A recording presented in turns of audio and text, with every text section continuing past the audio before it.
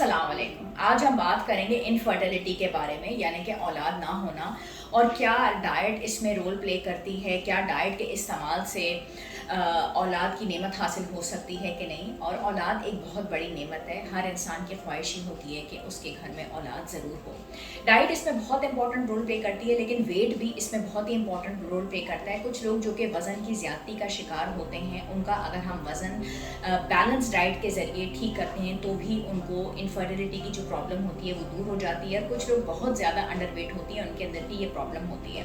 इसके अलावा कुछ ऐसी मेडिकल कंडीशंस हैं, मम्स का शिकार हो चुके हैं, प्रोस्टेटाइटिस है, खवातीन के अंदर यूट्राइन फाइब्रॉइड्स हैं, मेंस्ट्रुअल साइकिल उनकी इरेगुलर है, प्राइमरी इनफर्टिलिटी यानी कि कभी भी औलाद हुई ही नहीं, और सेकेंडरी इनफर्टिलिटी यानी कि एक दफ़ा के बाद अब दूसरी दफ़ा नहीं हो रही, बहुत सारे मिसकैरेजेस हो गए हैं, एबॉर्शंस हो गए हैं, और उस वजह से ऐसा होता है। डाइट के अंदर विटामिन सी जो है स्पर्म की मोटिलिटी के अंदर बहुत अच्छा रोल प्ले करती है। जिंक जिन चीज़ों के अंदर मौजूद है, बैलेंस डाइट का इस्तेमाल यानी कि पानी का इस्तेमाल होगा, और जंक फूड का इस्तेमाल जिसमें कि कार्बोहाइड्रेट को हम कम लें, फैट्स को कम लें, और प्रोसेस्ड फूड्स को भी कम लें। जो लोग चाय, कॉफ़ी और टोबैको का इस्तेमाल बहुत ज़्यादा कहते हैं, उसको भी कहा जाता है कि अपने इनफर्टिलिटी के प्रॉब्लम को दूर करने के लिए बहुत ज़रूरी है कि चाय का, कैफ़ीन का, टोबैको का, इन तमाम तर चीज़ों का इस्तेमाल जो है वो कम से कम किया जाए। यानी कि बेसिकली लाइफस्टाइल मॉडिफिकेशन इसमें बहुत ज़्यादा ज़रूरी है, और मेंस्ट्रुअल साइकिल को रेगुलराइज करना भी बहुत ज़्यादा ज़रूरी है।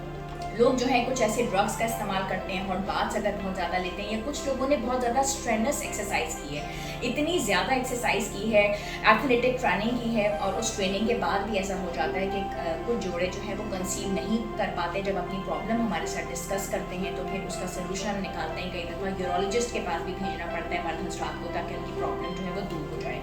इंपॉर्टेंट बात यह है कि फोलिक एसिड है, विटामिन सी है, जिंक है, कैल्शियम, मैग्नीशियम, आयरन, ये तमाम तर चीज़ें जिन खानों के अंदर भी मौजूद हैं, फलों में, सब्जियों में, दालों में, बीन्स में, लेंटिल्स में, ग्रीन वेजिटेबल्स में, इसमें रेगुलर तौर पे आप इनका इस्तेमाल ज़रूर करें।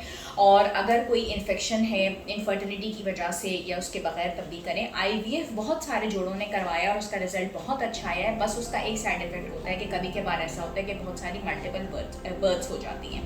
तो ओवरवेट या अंडरवेट का ध्यान बहुत ज़्यादा सही तरीके से करना ज़रूरी है। चाय का इस्तेमाल कम से कम किया जाए।